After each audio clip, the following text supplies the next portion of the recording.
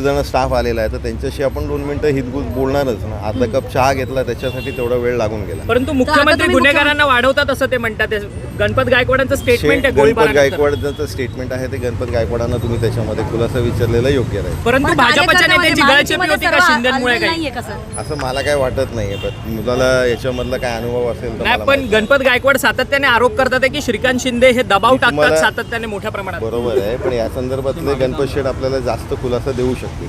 परंतु असं कधी अनुभव वगैरे आपल्या सोबत घडला? पोलीस स्टेशन मध्ये हा प्रकार घडलेला आहे. पोलीस स्टेशन मध्ये पण आता सुरक्षा नाही आहे असं म्हणता येईल का? नाही, असं नाही म्हणता येणार. त्या मोमेंट मध्ये काय झालं हे तुम्हाला मला कोणालाच माहित जबाबदार नाहीये. आमदारांनी ज्या प्रकारे गोळीबार केलेला आहे त्या मोमेंट किती असला तरी आमदार हे जबाबदार असतात.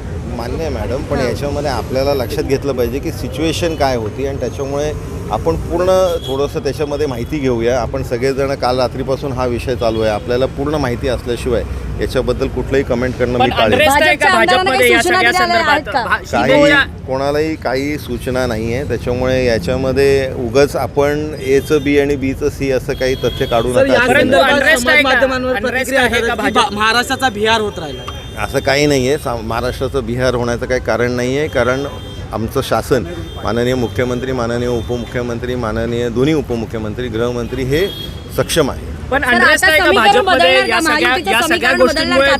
माझी एकच विनंती आहे सगळ्या पत्रकारांना की आपण उगाचच TRPसाठी किंवा या विषयासाठी कुठेही धचं म करू नका.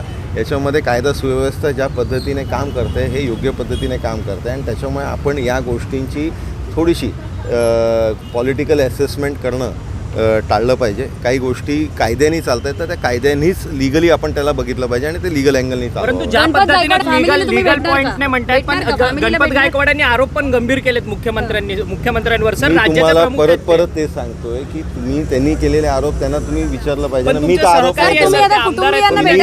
केलेले नाही. प्रत्येकाचा इंडिव्हिज्युअल आपापला अनुभव असतो तर त्यांना तुम्ही विचारलं पाहिजे. मी प्रयत्न करीन आज तुमच्या याच्या घराड्यामधनं बाहेर पडलो तर घरी त्यांच्या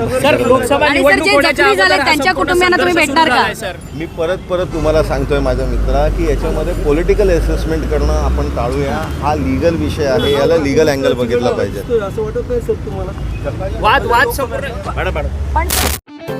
रोजच्या घडामोडी पाहण्यासाठी राजकीय दर्शन न्यूज चॅनल सबस्क्राईब करा आणि बेल आयकॉन दाबायला मुळीच